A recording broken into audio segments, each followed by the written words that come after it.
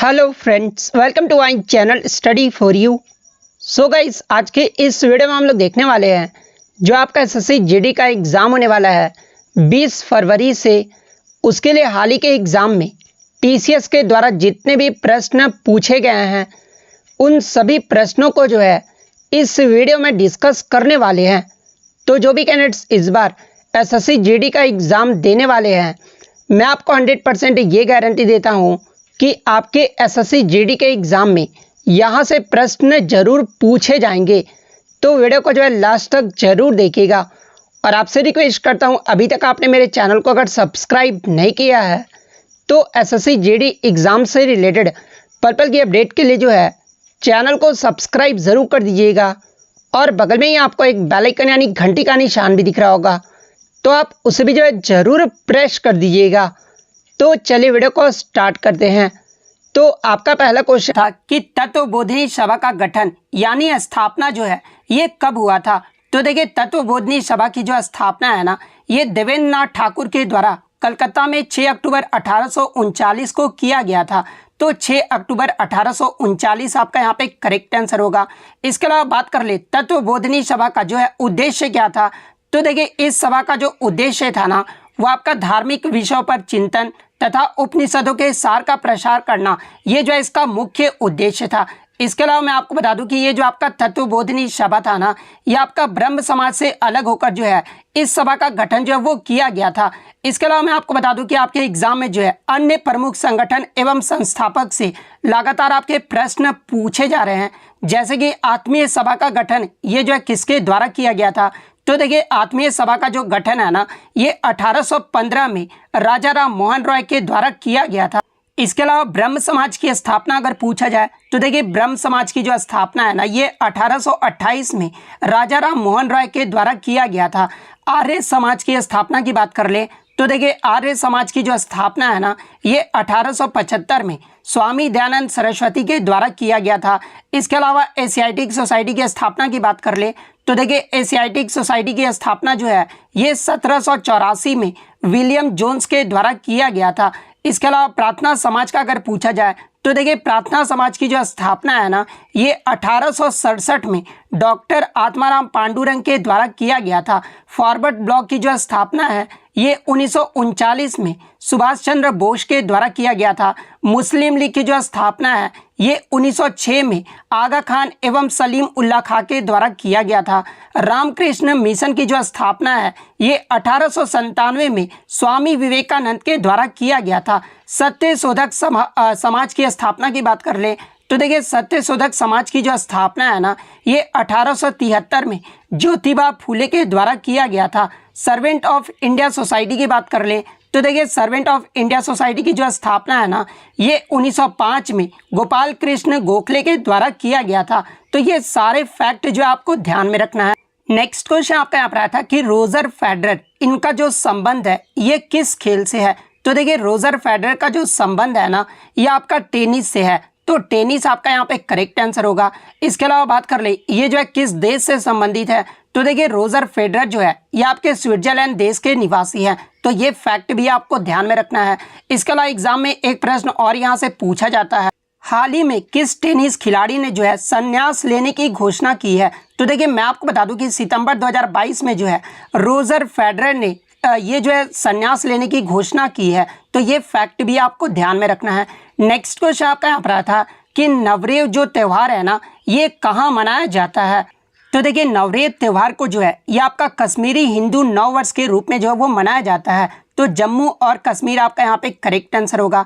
इसके अलावा बात कर ले ये जो आपका नवरेह त्यौहार है ये किस महीने में मनाया जाता है। तो ये आपका चैत्र यानी मार्च और अप्रैल महीने के पहले दिन जो है इस त्यौहार को मनाया जाता है। तो ये फैक्ट भी आपको ध्यान में रखना है।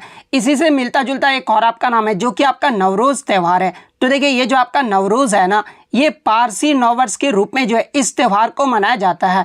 और इस नवरोज त्यौहार को जो है ईरानी कैलेंडर की शुरुआत को चिन्हित करने के लिए जो है इस त्यौहार को पारसी धर्म के द्वारा जो है वो मनाया जाता है। तो ये फैक्ट भी आपको ध्यान में रखना है। इसके अलावा एग्जाम में एक प्रश्न और पूछा जाता है कि नवरोज उत्सव की जो शुरुआत है ना, ये भारत में किसके द्वारा किया गया था। तो देखिए भारत में नवरोज उत्सव की जो शुरुआत है ना, ये बलबन के द्वारा शुरू किया गया था। तो ये फैक्ट भी आपको ध्यान में रखना है। नेक्स्ट क्वेश्चन आपका यहाँ पर आता है कि राष्ट्रपति संविधान के किस अनुच्छेद के तहत जो है भारत के मुख्य न्यायाधीश के समक्ष जो है शपथ ग्रहण करते हैं। तो देखिए राष्ट्रपति जो है अनुच्छेद 60 के तहत जो है शपथ ग्रहण करते हैं। तो अनुच्छेद 60 आपका यहाँ पे करेक्ट आंसर होगा। इसके अलावा एग्जाम में एक प्रश्न और पूछा जाता है कि राष्ट्रपति जो है राष्ट्रपति को जो शपथ है ना, ये कौन दिलाते हैं। तो देखिए राष्ट्रपति को जो शपथ है ये भारत के मुख्य न्यायाधीश दिलाते हैं। तो ये फैक्ट भी आपको ध्यान में रखना है। इसके अलावा अनुच्छेद 52 से लेकर 62 तक जो है ये आपका राष्ट्रपति से संबंधित जो है अनुच्छेद है। तो अगर अनुच्छेद 52 की बात कर ले तो देखिए अनुच्छेद 52 में आपका कहा गया कि संविधान में भारत के राष्ट्रपति के बारे में जो आपका अनुच्छेद 52 में बताया गया है, संघ की कार्यकारी जो शक्ति होगी ना वो आपका राष्ट्रपति के पास होगा। और ये आपका अनुच्छेद 53 में बताया गया है। अनुच्छेद 54 में जो है राष्ट्रपति के चुनाव से संबंधित आपका अनुच्छेद है। राष्ट्रपति के चुनाव का जो तरीका है ये आपका अनुच्छेद 55 में है।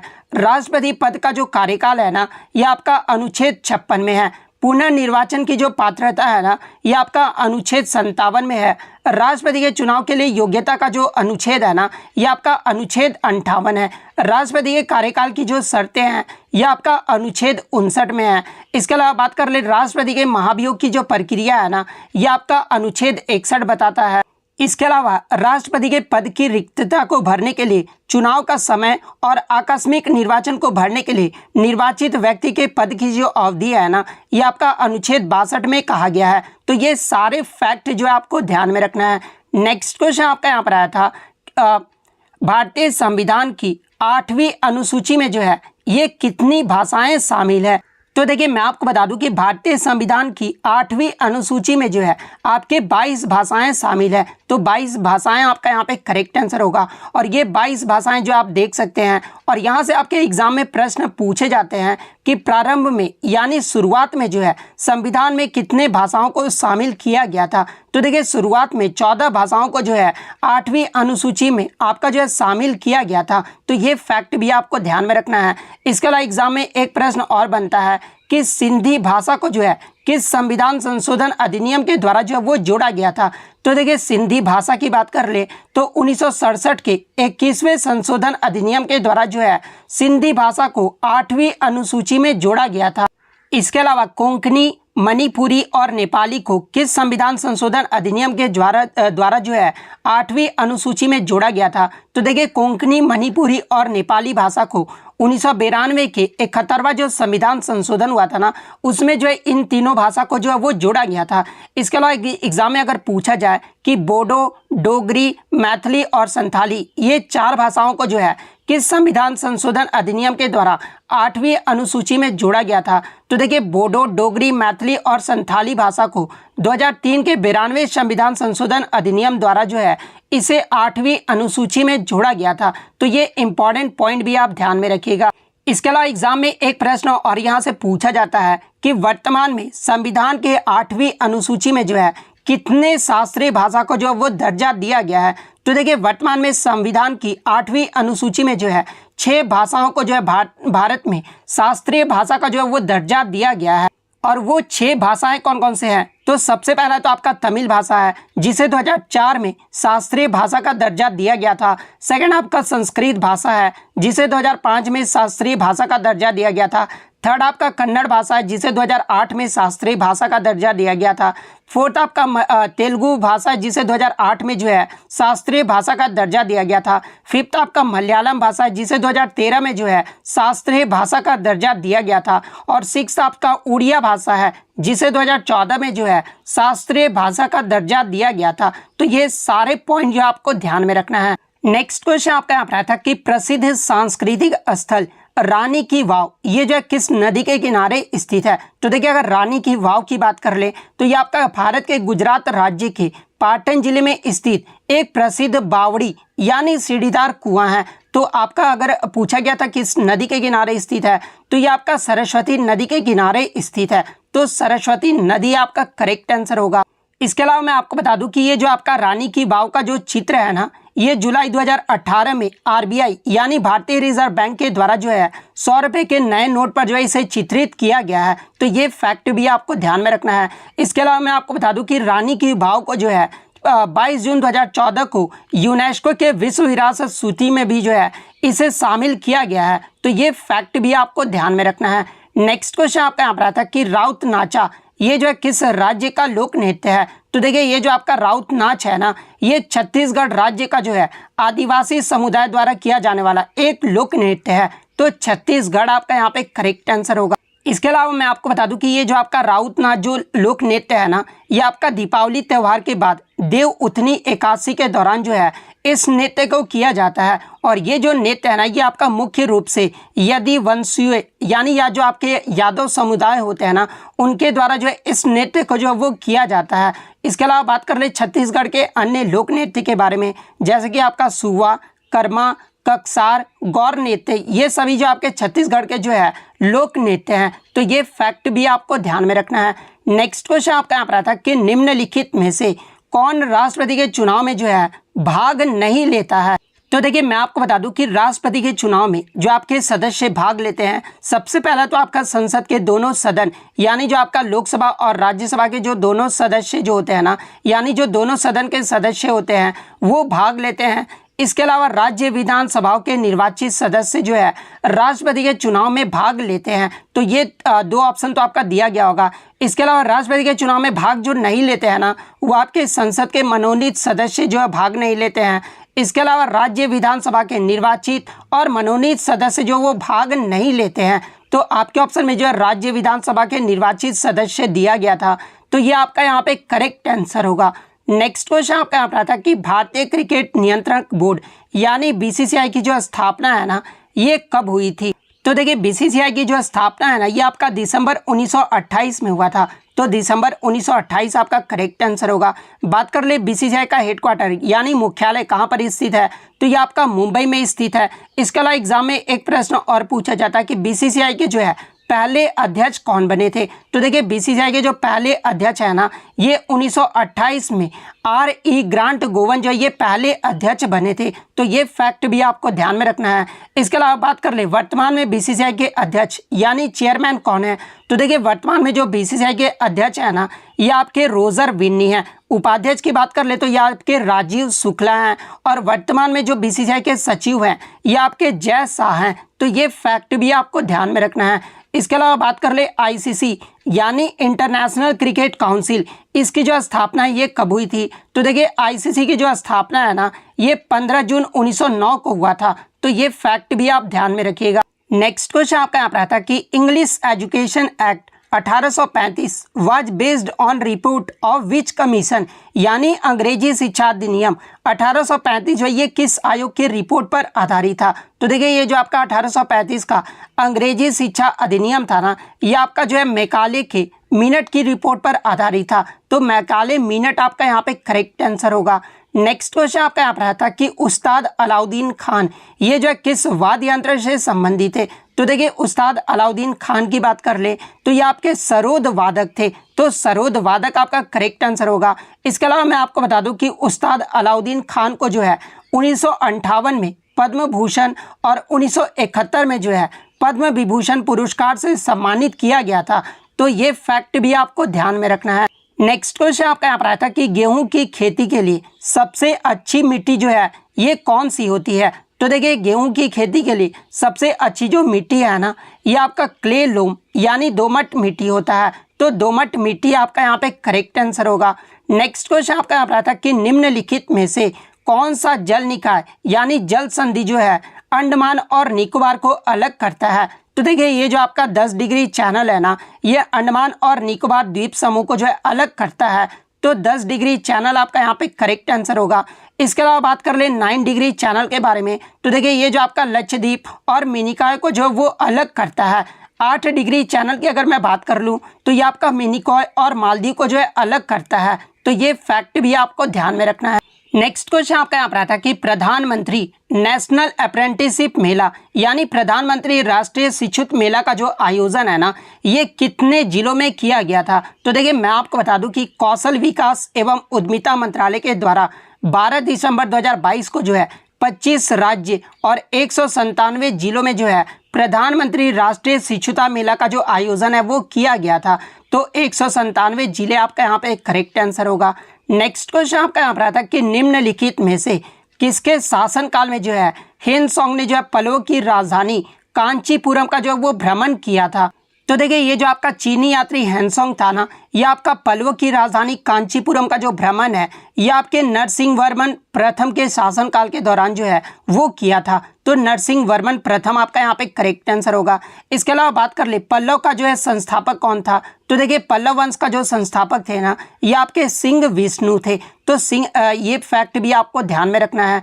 नेक्स्ट क्वेश्चन आपका यहाँ पर आता है कि भारत में कितने वर्ष के अंतराल पर जो है जनगणना की जाती है? तो देखिए भारत में जो आपका 10 वर्षों के अंतराल पर जो है ये आपका जनगणना किया जाता है। तो 10 वर्ष आपका यहाँ पे करेक्ट आंसर होगा।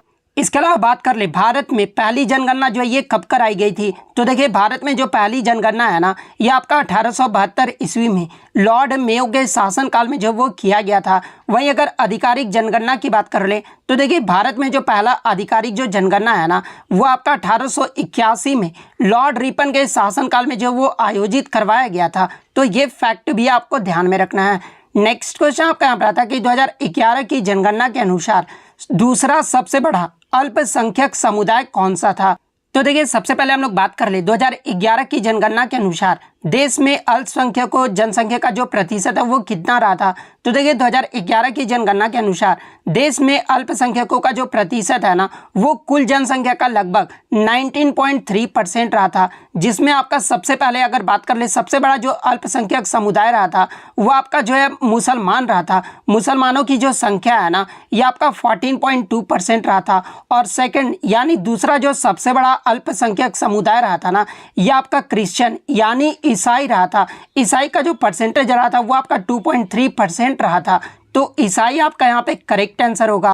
अगर तीसरा सबसे बड़ा अल्पसंख्यक समुदाय पूछा जाए तो ये आपका सिख धर्म रहा था। सिख धर्म का जो परसेंटेज है वो आपका 1.7% रहा था। उसके बाद आपका बौद्ध रहा था, उसके बाद जैन, उसके बाद आपका पारसी धर्म रहा था। तो ये सारे इंपॉर्टेंट पॉइंट जो आप ध्यान में रखिएगा। नेक्स्ट क्वेश्चन आपका यहाँ पर आता है कि भारत में गरीबी का जो आकलन है ना, ये किस संगठन के द्वारा किया जाता है? तो देखिए भारत में गरीबी का जो आकलन है ना, ये नीति आयोग के टास्क फोर्स द्वारा किया जाता है। तो नीति आयोग के टास्क फोर्स आपका करेक्ट आंसर होगा। नेक्स्ट क्वेश्चन आपका यहाँ पर आता है कि I2U2 इसे जो है और किस नाम से जाना जाता है? तो देखिए मैं आपको बता दूं कि ये जो आपका I2U2 है ना, ये 4 देशों के द्वारा यानी भारत, इजराइल, UAE और USA के द्वारा गठित एक नया समूह है। और इस समूह का जो नाम है ना, वो अन्य नाम जो है वो आपका पश्चिम एशियाई स्क्वाड यानी वेस्ट एशियाई क्वाड जो है इसका अन्य नाम है। तो पश्चिम एशियाई क्वाड आपका यहाँ पे करेक्ट आंसर होगा। नेक्स्ट क्वेश्चन आपका यहाँ पर आता है कि महाराजा सवाई जय सिंह यानी जय सिंह द्वितीय ने जो है किस शहर की स्थापना की थी? तो देखिए सवाई जय सिंह के द्वारा जयपुर शहर की जो स्थापना वो किया गया था। तो जयपुर शहर आपका करेक्ट आंसर होगा। इसके अलावा एग्जाम में एक प्रश्न और पूछा जाता है कि किस मुगल सम्राट के द्वारा इन्हें जो है सवाई की उपाधि दी गई थी? तो देखिए मैं आपको बता दूं कि मुगल सम्राट औरंगजेब के द्वारा जो है इन्हें सवाई की उपाधि जो है वो दी गई थी। और मुगल बादशाह मोहम्मद शाह के द्वारा जो है उन्हें सरमद ए राजा ए हिंद की उपाधि जो है वो दी गई थी। तो ये फैक्ट भी आपको ध्यान में रखना है। इसके अलावा मैं आपको बता दूं कि आपके जो है महाराजा सवाई जय सिंह के द्वारा उत्तर भारत में जो है 5 खगोलीय इकाइयों का जो है निर्माण किया गया था।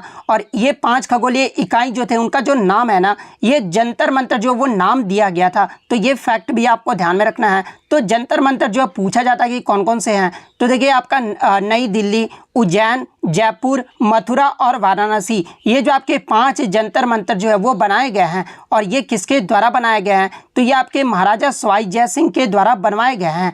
तो ये फैक्ट भी आपको ध्यान में रखना है। नेक्स्ट क्वेश्चन आपका यहाँ पर आता है कि what is the main mineral constituent of continental mass यानी महाद्वीपीय संगति मुख्य रूप से जो है ये किस खनिजों से जो वो बना होता है? तो देखिए ये जो आपका महाद्वीपीय संहति होते हैं ना, ये आपके सिलिका और एल्यूमिनियम जैसे खनिजों से जब वो बने होते हैं, तो एल्यूमिनियम और सिलिका आपका यहाँ पे करेक्ट आंसर होगा।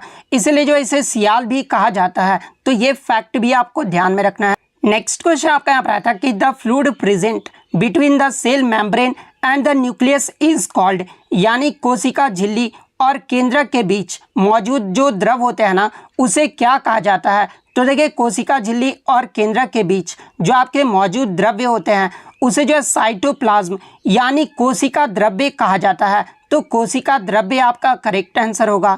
नेक्स्ट क्वेश्चन आपका यहाँ पर आया था कि the function of sorting, packaging and distributing materials inside a cell is performed by, यानी एक कोशिका के अंदर सामग्री को छांटने, पैक करने और वितरित करने, ये जो कार्य होता है ना, ये किसके द्वारा किया जाता है। तो देखिए एक कोशिका के अंदर सामग्री को छांटने, पैक करने और वितरित करने का जो कार्य है ना, ये आपका गोल्जी एपरेटस के द्वारा किया जाता है। तो गोल्जी एपरेटस आपका करेक्ट आंसर होगा। नेक्स्ट क्वेश्चन आपका यहाँ पर आता है कि 1905 के बंगाल विभाजन का जो है आधिकारिक कारण क्या था। तो देखिए मैं आपको बता दूं कि 1905 का जो बंगाल विभाजन हुआ था ना, ये आपके भारत के तत्कालीन वायसराय लॉर्ड कर्जन के द्वारा जो है ये बंगाल विभाजन किया गया था। और इसका जो आधिकारिक कारण था वो आपका एडमिनिस्ट्रेटिव रिफॉर्म्स यानी प्रशासनिक सुधार था। तो प्रशासनिक सुधार आपका करेक्ट आंसर होगा। नेक्स्ट क्वेश्चन आपका यहाँ पर आता है कि name the circuit component that is used to start और stop the flow of current in a circuit, यानी उस परिपथ घटक का नाम बताइए जिसका उपयोग किसी परिपथ में धारा के प्रवाह को जो है चालू या बंद करने के लिए जो है किया जाता है। तो देखिए स्विच जो होता है ना, वो सर्किट का एक मुख्य घटक होता है जिसका उपयोग सर्किट में करंट के प्रभाव को शुरू करने या फिर बंद करने के लिए जो वो किया जाता है। तो स्विच आपका यहाँ पे करेक्ट आया था कि who interprets the constitution in India, यानी भारत के संविधान की व्याख्या करने वाला अंतिम अधिकारी कौन होता है। तो देखिए भारत के संविधान की व्याख्या करने वाला अंतिम जो अधिकारी है ना, ये आपका सुप्रीम कोर्ट ऑफ इंडिया यानी सर्वोच्च न्यायालय होता है। तो सर्वोच्च न्यायालय आपका यहाँ पे करेक्ट आंसर होगा। नेक्स्ट क्वेश्चन आपका यहाँ पर आता है कि फ्रीडम इन एग्जाइल, ये जो पुस्तक है ना, ये किसकी ऑटोबायोग्राफी यानी आत्मकथा है। तो देखिए फ्रीडम इन एग्जाइल ये जो दलाई लामा की आत्मकथा है। तो दलाई लामा आपका यहाँ पे करेक्ट आंसर होगा। इसके अलावा मैं आपको बता दूं कि ये जो आपका फ्रीडम इन एग्जाइल पुस्तक है ना, ये जो आपका हार्पर सैन फ्रांसिस्को के द्वारा 1 अगस्त 1991 को जो ये आपका प्रकाशित किया गया था। इसके अलावा मैं आपको बता दूं कि ये जो आपके दलाई लामा थे ना, इन्हें जो है 1989 में नोबेल शांति पुरस्कार से भी जो है वो सम्मानित किया गया था। तो ये फैक्ट भी आपको ध्यान में रखना है। इसके अलावा बात कर ले अन्य पुस्तकों के लेखक के बारे में, जहां से अक्सर एग्जाम में आपके प्रश्न जो है वो देखने को मिल जाते हैं, जैसे कि लॉन्ग वॉक टू फ्रीडम और कन्वर्जन विथ माई सेल्फ। ये दोनों जो पुस्तक है ना, ये आपका नेल्सन मंडेला के द्वारा लिखा गया है। The paradoxical prime minister, why I am a Hindu, ये दोनों जो पुस्तक है ना, ये आपका शशि थरूर के द्वारा लिखा गया है। इसके अलावा India 2020, ignited minds, wings of fire, ये तीनों जो पुस्तक है ना, ये आपका एपीजे अब्दुल कलाम के द्वारा लिखा गया है। तो ये फैक्ट भी आपको ध्यान में रखना है। नेक्स्ट क्वेश्चन आपका यहाँ पर आता है कि 2022 तक सबसे ज्यादा जो ऑस्कर पुरस्कार है ना, ये जीतने वाले भारतीय कौन है। तो देखिए 2022 तक सबसे ज्यादा जो ऑस्कर पुरस्कार है ये ए.आर. रहमान ने जीता है। तो ए.आर. रहमान आपका यहाँ पे करेक्ट आंसर होगा। इसके अलावा एग्जाम में एक प्रश्न और यहाँ से पूछा जाता है कि ए.आर. रहमान को जो है किस वर्ष और किस मूवी और किस गाने के लिए जो है ऑस्कर अवार्ड दिया गया था। तो देखिए मैं आपको बता दूं कि ए.आर. रहमान को 2009 में जो आपका फिल्म जो आपका प्रकाशित हुआ था, जो कि ब्रिटिश मूल की फिल्म स्लम डॉग मिलियनेयर में जय हो गाने के लिए जो है इन्हें 2 ऑस्कर अवार्ड दिया गया था। तो ये फैक्ट भी आपको ध्यान में रखना है। इसके अलावा एग्जाम में अगर पूछा जाए कि ऑस्कर जीतने वाले पहले भारतीय कौन थे, तो देखिए मैं आपको बता दूं कि भानु अथैया ने जो है वर्ष 1983 में फिल्म गांधी के लिए जो है सर्वश्रेष्ठ कॉस्ट्यूम डिजाइन के लिए जो है ये ऑस्कर पुरस्कार जो है वो जीती थी। तो ये फैक्ट भी आपको ध्यान में रखना है। नेक्स्ट क्वेश्चन आपका यहाँ पर आता है कि किस भारतीय खिलाड़ी को जो है कैप्टन कूल के नाम से जाना जाता है। तो देखिए कैप्टन कूल या फिर माही या फिर थाला के नाम से ये जो आपके महेंद्र सिंह धोनी को जाना जाता है। तो महेंद्र सिंह धोनी आपका यहाँ पे करेक्ट आंसर होगा। इसके अलावा बात कर ले अन्य प्रसिद्ध खिलाड़ियों के उपनाम के बारे में, जहां से अक्सर एग्जाम में प्रश्न पूछा जाता है, जैसे कि हिटमैन के नाम से जो है ये रोहित शर्मा को जाना जाता है। रन मशीन या चीकू के नाम से जो है ये विराट कोहली को जाना जाता है। इसके अलावा पॉकेट डायनेमो के नाम से जो है ये आपके लिएंडर पेस को जाना जाता है। गब्बर के नाम से जो है ये आपके शिखर धवन को जाना जाता है। हिमा दास के नाम से ढिंग एक्सप्रेस के नाम से जो है ये आपके हिमा दास को जाना जाता है। जंबो के नाम से जो है अनिल कुंबले को जाना जाता है। मास्टर ब्लास्टर के नाम से जो है ये सचिन तेंदुलकर को जाना जाता है। हॉकी के जादूगर के रूप में जो है ये मेजर ध्यानचंद को जाना जाता है। उड़न परी या फिर पायोली एक्सप्रेस के नाम से जो है ये पीटी उषा को जाना जाता है। दादा के नाम से जो है ये सौरभ गांगुली को जाना जाता है। फ्लाइंग सिख के नाम से जो ये आपका मिल्खा सिंह को जाना जाता है। रावलपिंडी एक्सप्रेस के नाम से जो ये आपका शोएब अख्तर को जाना जाता है। टर्मिनेटर के नाम से जो है ये हरभजन सिंह को जाना जाता है। माही या फिर कैप्टन कूल या फिर थाला के नाम से जो है ये महेंद्र सिंह धोनी को जाना जाता है। दवाल के नाम से जो है ये राहुल द्रविड़ को जाना जाता है। मैसूर एक्सप्रेस के नाम से जो है जगवाल श्रीनाथ को जो वो जाना जाता है। इसके अलावा मुल्तान का सुल्तान या फिर नवाजगढ़ के नवाब के नाम से जो है ये वीरेंद्र सहवाग को जाना जाता है। इंडियन एक्सप्रेस के नाम से जो है ये महेश भूपति और लिएंडर पेस को जो वो जाना जाता है। ब्लैक पर्ल के नाम से जो है ये पेले को जाना जाता है। तो ये सारे फैक्ट जो है आपको ध्यान में रखना है। नेक्स्ट क्वेश्चन आपका यहाँ पर आया था कि भगत सिंह और बटुकेश्वर दत्त ने सेंट्रल असेंबली पर जो है ये कब बम फेंका था। तो देखिए भगत सिंह और बटुकेश्वर दत्त के द्वारा सेंट्रल असेंबली पर जो है ये 8 अप्रैल 1929 को जो है बम फेंका गया था। तो 8 अप्रैल 1929 आपका करेक्ट आंसर होगा। नेक्स्ट क्वेश्चन आपका यहाँ पर आता है कि केलुचरण महापात्र ये जो है किस शास्त्रीय नृत्य शैली से संबंधित है। तो देखिए केलुचरण महापात्र की बात कर ले तो ये आपके ओडिसी नृत्य शैली से संबंधित है। तो ओडिसी आपका यहाँ पे करेक्ट आंसर होगा।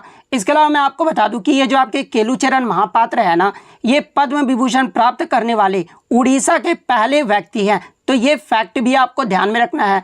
इसके अलावा बात कर ले इन्हें पद्म विभूषण से कब सम्मानित किया गया था। तो देखिए 2000 ईस्वी में जो है केलुचरण महापात्र को पद्म विभूषण से सम्मानित किया गया था।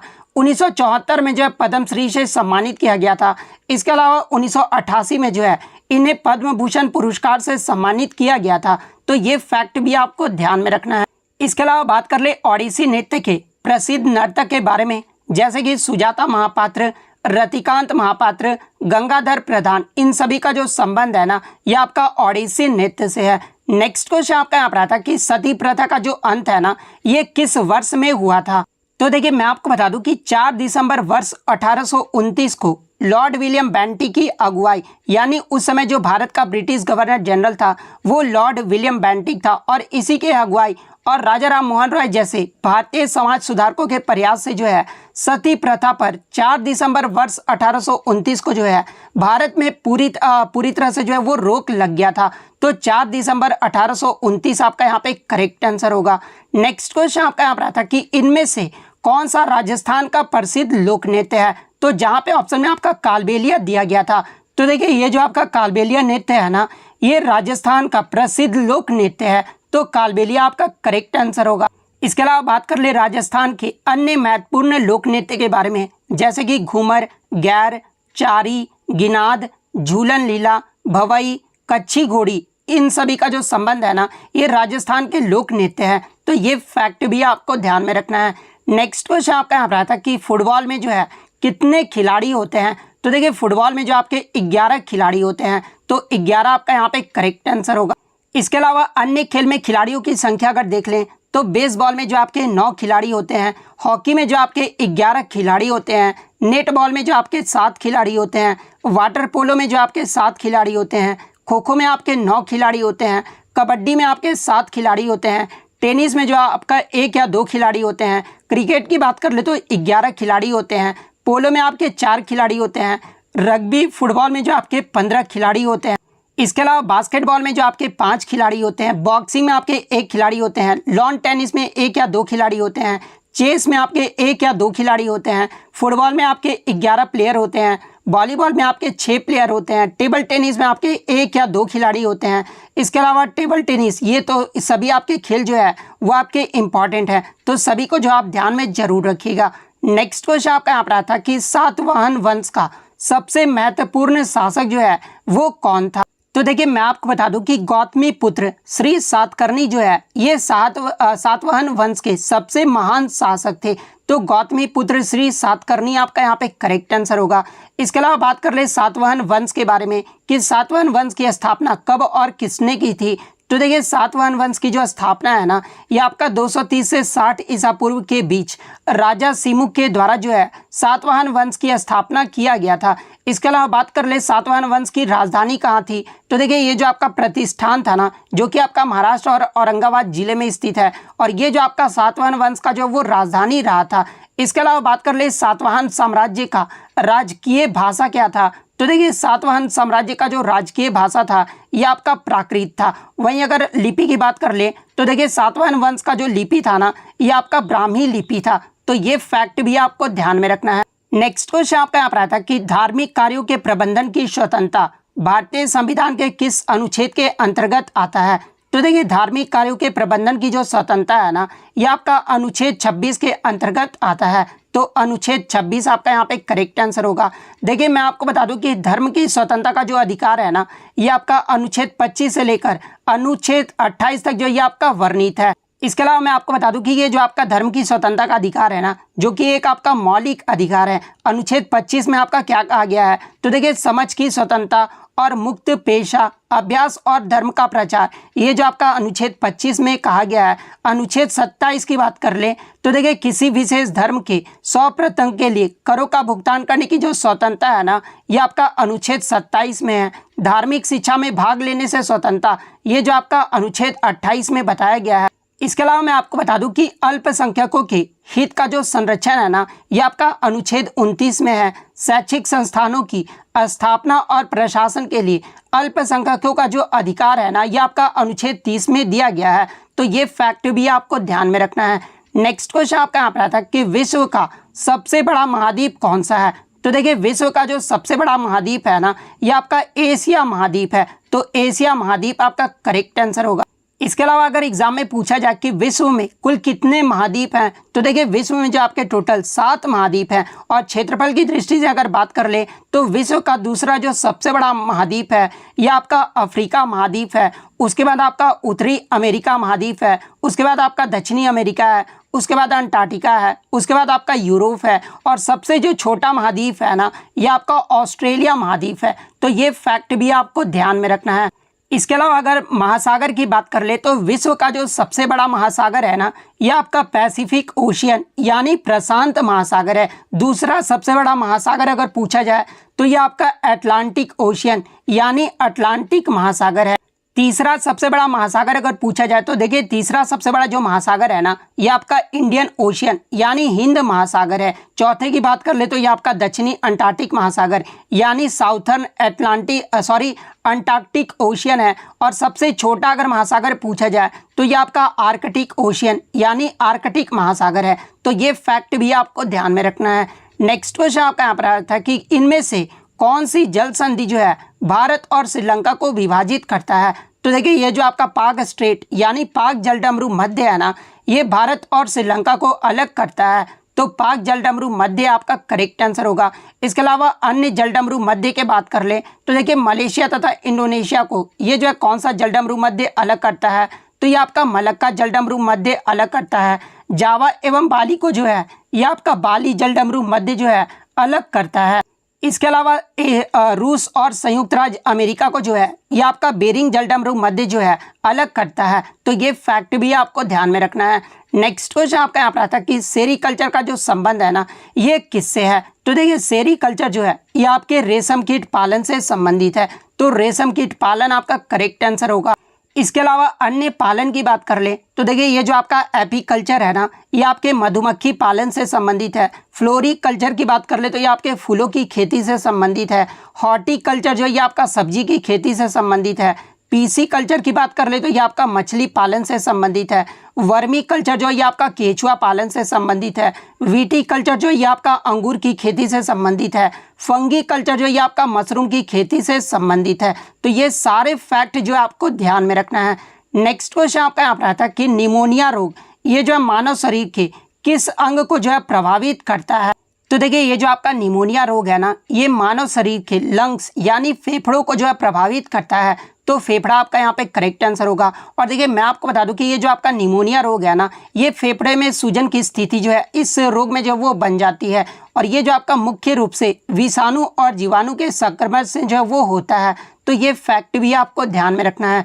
नेक्स्ट क्वेश्चन आपका यहाँ पर आता है कि राज्यसभा का सदस्य बनने के लिए न्यूनतम आयु जो है ये कितनी होनी चाहिए। तो देखिए राज्यसभा का सदस्य बनने के लिए जो आपका न्यूनतम आयु है ना, ये 30 वर्ष होना चाहिए। तो 30 वर्ष आपका करेक्ट आंसर होगा। इसके अलावा बात कर ले लोकसभा का सदस्य बनने के लिए न्यूनतम आयु कितना होना चाहिए, तो ये 25 वर्ष होना चाहिए। राष्ट्रपति बनने का जो न्यूनतम आयु है ना, ये 35 वर्ष होना चाहिए। वहीं भारत के प्रधानमंत्री बनने के लिए जो है न्यूनतम आयु 25 वर्ष होना चाहिए।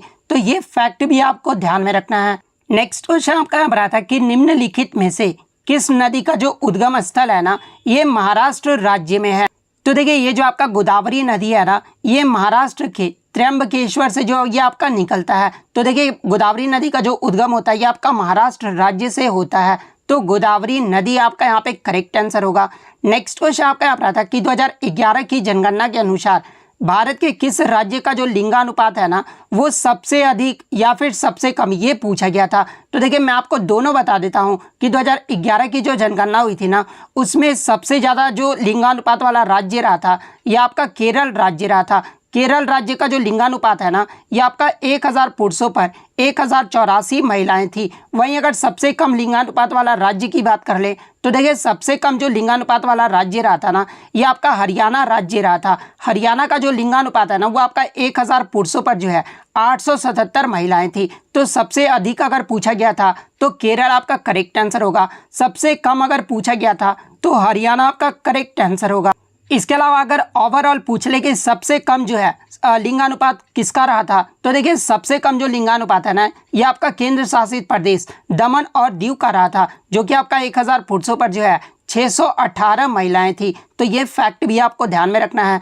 और भारत का लिंगानुपात कितना रहा था, तो देखिए 2011 की जनगणना में भारत का जो लिंगानुपात है ना, ये आपका 943 रहा था। तो ये फैक्ट भी आप ध्यान में रखिएगा। नेक्स्ट क्वेश्चन आपका यहाँ पर आता है कि उदयपुर शहर की जो स्थापना है ना, ये किसके द्वारा किया गया था। तो देखिए मेवाड़ की राजधानी उदयपुर की जो स्थापना है ना, ये 1559 में महाराणा उदय सिंह के द्वारा किया गया था। तो महाराणा उदय सिंह आपका करेक्ट आंसर होगा। नेक्स्ट क्वेश्चन आपका यहाँ पर आता है कि स्टैंड अप इंडिया ये जो योजना है ना, ये किससे संबंधित है। तो देखिए अगर स्टैंड अप इंडिया की बात कर ले तो ये आपका भारत सरकार का एक कार्यक्रम है, और इस योजना को जो शुरू है ना, वो 5 अप्रैल 2016 को महिलाओं, अनुसूचित जाति और अनुसूचित जनजाति समुदाय के बीच उद्यमिता को बढ़ावा देने के लिए जो है इस योजना को जो वो शुरू किया गया था। तो आपके ऑप्शन में जो अनुसूचित जाति और अनुसूचित जनजाति महिलाएं आपका दिया गया था। तो ये आपका यहाँ पे करेक्ट आंसर होगा। नेक्स्ट क्वेश्चन आपका यहाँ पर आता है कि प्रसिद्ध अंबुबाची मेला ये जो है भारत के किस शहर में प्रत्येक वर्ष आयोजित किया जाता है। तो देखिए ये जो आपका प्रसिद्ध अंबुबाची मेला है ना, ये भारत के आपका गुवाहाटी शहर में जो है ये प्रत्येक वर्ष आयोजित किया जाता है। अगर राज्य पूछा जाए तो ये आपका असम राज्य में आयोजित किया जाता है, लेकिन आपके ऑप्शन में जो गुवाहाटी दिया गया था, तो गुवाहाटी आपका यहाँ पे करेक्ट आंसर होगा। इसके अलावा एग्जाम में एक प्रश्न और पूछा जाता है कि ये जो आपका अंबुबाची मेला है ना, ये असम के किस मंदिर में जो है लगता है। तो ये आपका कामाख्या मंदिर में लगता है। तो ये फैक्ट भी आपको ध्यान में रखना है। नेक्स्ट क्वेश्चन आपका यहाँ पर आता है कि चंगेज खान के नेतृत्व में मंगोलों ने भारत पर जो है आक्रमण कब किया था। तो देखिए मैं आपको बता दूं कि चंगेज खान जो था ना, ये मंगोल साम्राज्य का जो है वो संस्थापक था, और इसने जो है वर्ष 1221 ईस्वी में भारत पर आक्रमण किया था। तो वर्ष 1221 ईस्वी आपका यहाँ पे करेक्ट आंसर होगा।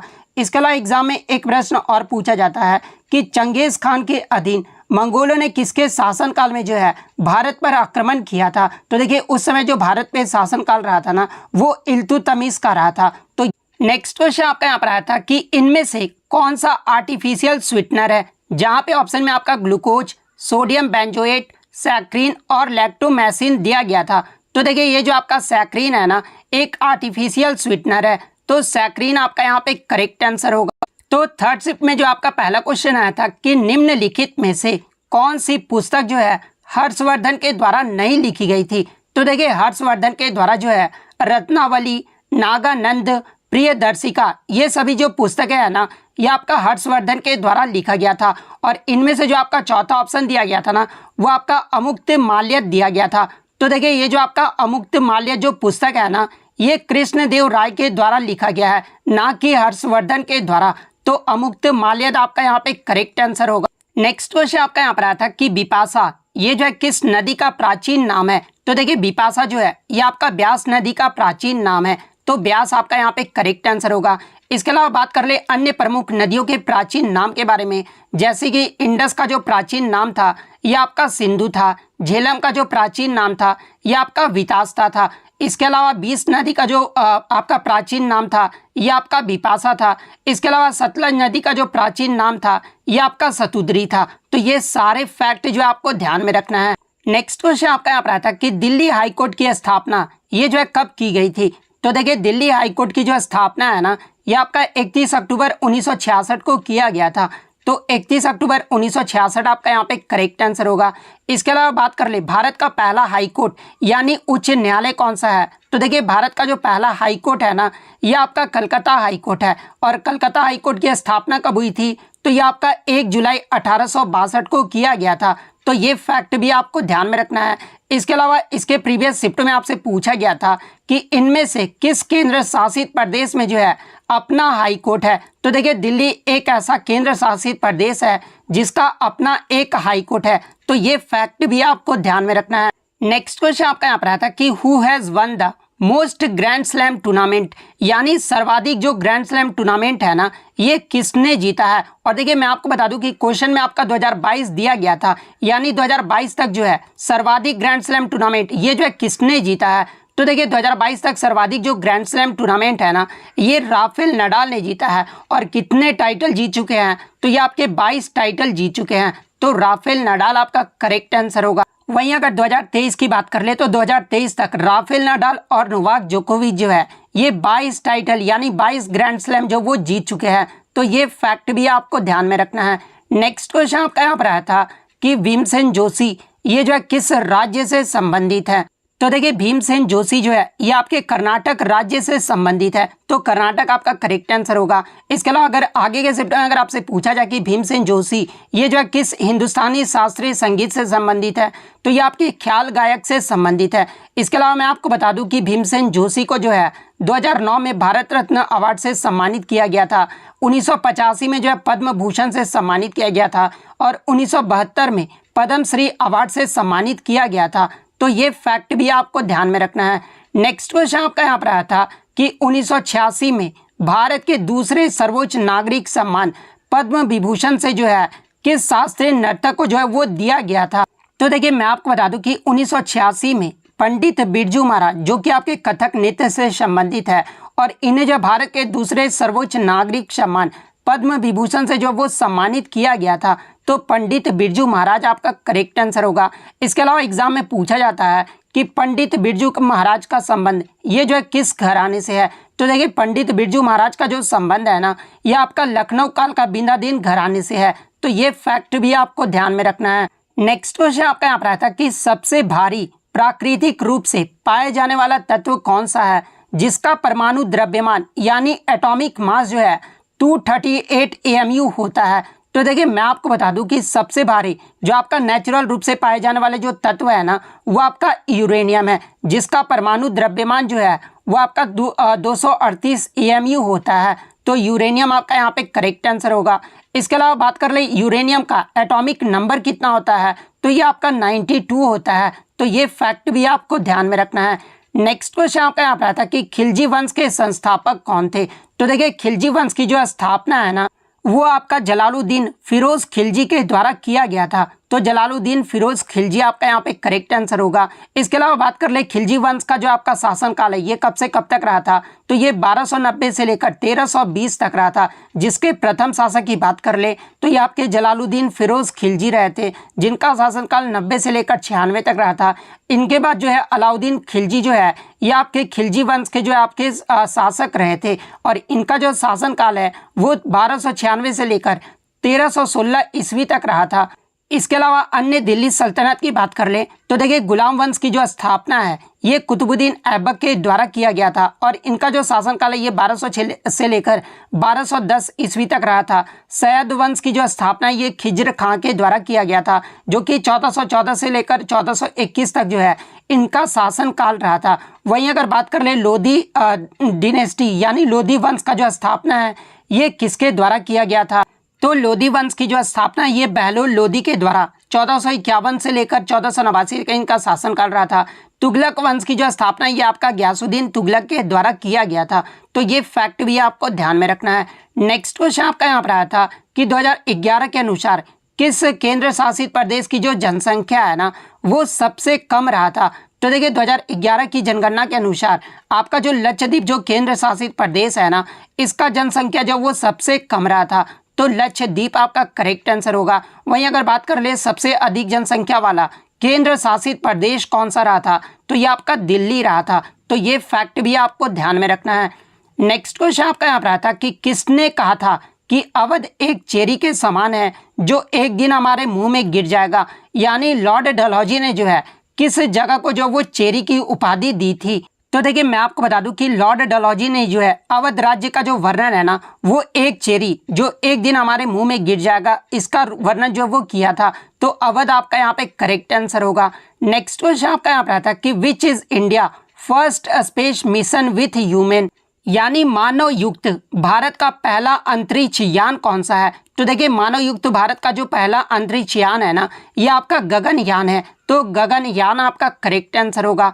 नेक्स्ट क्वेश्चन आपका यहाँ पर आया था कि सितंबर 2022 में केंद्र ने कौन से 3 राज्यों में जो है कुल 3 बल्क ड्रग पार्कों के निर्माण की जो है सैद्धांतिक मंजूरी जो वो दी है। तो देखिए मैं आपको बता दूं कि सितंबर 2022 में हिमाचल प्रदेश, गुजरात और आंध्र प्रदेश राज्य में बल्क ड्रग पार्कों के निर्माण के लिए जो है सैद्धांतिक मंजूरी जो वो प्रदान की गई है। तो हिमाचल प्रदेश, गुजरात और आंध्र प्रदेश आपका करेक्ट आंसर होगा। नेक्स्ट क्वेश्चन आपका यहाँ पर था कि 2022 वुमेन क्रिकेट वर्ल्ड कप ये जो है कहाँ पर आयोजित किया गया था। तो देखिए मैं आपको बता दूं कि 2022 का महिला क्रिकेट विश्व कप का जो 12वां जो आपका संस्करण हुआ था ना ये आपका जो है न्यूजीलैंड देश में आयोजित किया गया था। तो न्यूजीलैंड आपका यहाँ पे करेक्ट आंसर होगा।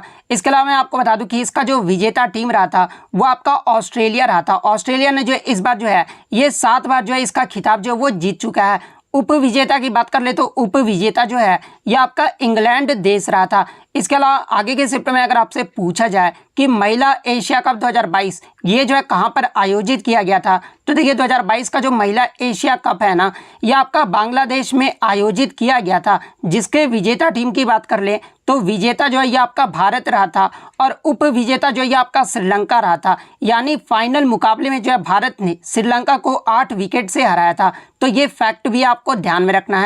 इसके अलावा बात कर ले 2023 का जो आपका वुमेन T20 क्रिकेट विश्व कप हुआ ये कहां पर आयोजित किया गया है।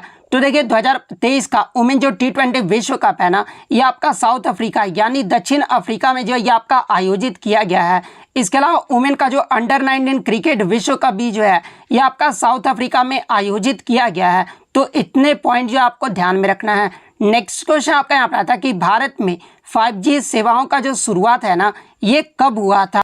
तो देखिए मैं आपको बता दूं कि 1 अक्टूबर 2022 को प्रधानमंत्री नरेंद्र मोदी के द्वारा जो है दिल्ली के प्रगति मैदान में इंडिया मोबाइल कांग्रेस के 6वें एडिशन में जो है 5G सेवाओं की जो शुरुआत है वो की गई थी। तो 1 अक्टूबर 2022 आपका यहाँ पे करेक्ट आंसर होगा। और कहाँ पर किया गया था, तो ये आपका दिल्ली के प्रगति मैदान में किया गया था।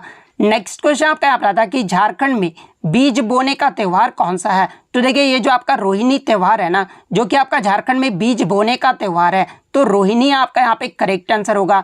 इसके अलावा ये जो आपका सरहुल पर्व है ना ये भी आपका झारखंड का एक त्यौहार है जो कि आदिवासी का सबसे बड़ा त्यौहार है।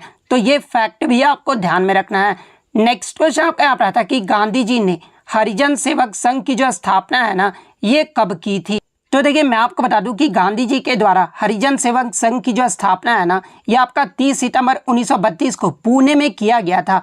तो 30 सितंबर 1932 आपका करेक्ट आंसर होगा। और देखिए मैं आपको बता दूं कि हरिजन सेवक संघ का जो पहले नाम था ना यानी इस संगठन का जो पहला नाम था वो आपका अस्पृश्यता निवारण संघ रखा गया था, जिसे 13 सितंबर 1933 को जो है हरिजन सेवक संघ का जो है वो नाम दिया गया था। तो ये फैक्ट भी आपको ध्यान में रखना है। इसके अलावा मैं आपको बता दूं कि हरिजन सेवक संघ के जो प्रथम अध्यक्ष थे ना, ये आपके घनश्याम बिरला थे, और इसके जो प्रथम सचिव थे ये आपके अमृतलाल विठलदास ठक्कर थे। तो ये फैक्ट भी आपको ध्यान में रखना है।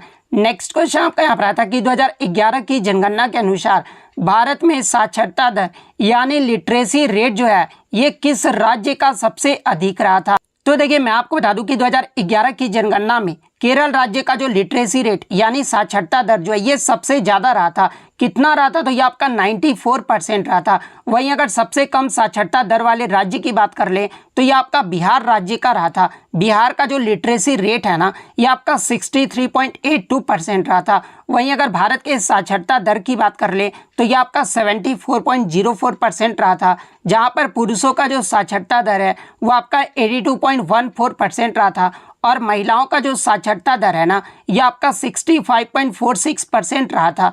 तो ये फैक्ट भी आपको ध्यान में रखना है।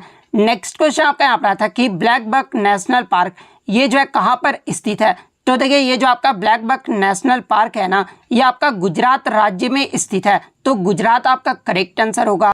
नेक्स्ट क्वेश्चन आपका यहाँ पर था कि रविन्द्रनाथ टैगोर की पुस्तक ये जो आपका गल्फ गुच्छा है ना ये किस प्रकार की पुस्तक है। तो देखिए मैं आपको बता दूं कि ये जो आपका गल्फ गुच्छा पुस्तक है ये रविन्द्रनाथ टैगोर के द्वारा लिखा गया पुस्तक है, और ये जो आपका गल्फ गुच्छा जो पुस्तक था ये आपका 95 छोटी कहानियों का जो वो संग्रह है। तो कहानियां आपका यहाँ पे करेक्ट आंसर होगा, क्योंकि पूछा गया था कि किस प्रकार का जो है वो पुस्तक है। नेक्स्ट क्वेश्चन आपका यहाँ पर था कि कौन सा शास्त्रीय नृत्य जिसे एखारिया भी कहा जाता है, जिसमें एक ही नर्तक द्वारा जो है कई भूमिकाओं को जो है वो प्रदर्शन किया जाता है।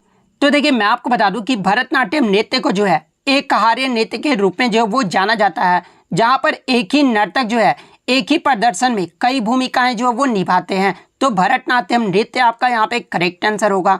नेक्स्ट क्वेश्चन आपका यहाँ पर था कि मुगलों का पहला जो नियोजित शहर है ना ये कौन सा था। तो देखिए मैं आपको बता दूं कि ये जो आपका फतेहपुर सीकरी है ना ये मुगलों का पहला नियोजित शहर था, जिसे मुगल बादशाह अकबर के द्वारा जो है 1572 से 1585 के बीच जो है इसे अपनी राजधानी जो है वो बनाया था। तो फतेहपुर सीकरी आपका यहाँ पे करेक्ट आंसर होगा। नेक्स्ट क्वेश्चन आपका यहाँ पर था कि राज्य के नीति निर्देशक सिद्धांत यानी जो आपके डीपीएसपी है ना ये जो है किस देश से लिए गए हैं।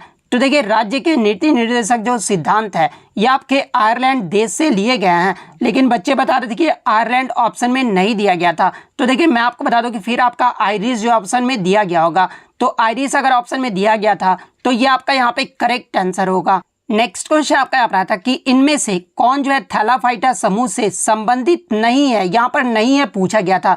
तो देखिए मैं आपको बता दूं कि शैवाल, स्पाइरोगाइरा, थूलोथ्रिक्स, उल्लव, कवक ये सब जो आपके थैलोफाइटा समूह के अंतर्गत आते हैं। तो इनमें से आपका 3 तो ऑप्शन में दिया गया था। इसके अलावा जो आपका चौथा ऑप्शन दिया गया था ना ये आपका मार्चिंटिया दिया गया था। मैं आपको लिख के भी बता देता हूँ, MARCHANTI ये जो आपका दिया गया था। तो देखिए ये जो आपका मार्चेंटिया है ना ये आपका ब्रायोफाइटा समूह के अंतर्गत आता है। तो मार्चेंटिया आपका यहाँ पे करेक्ट आंसर होगा।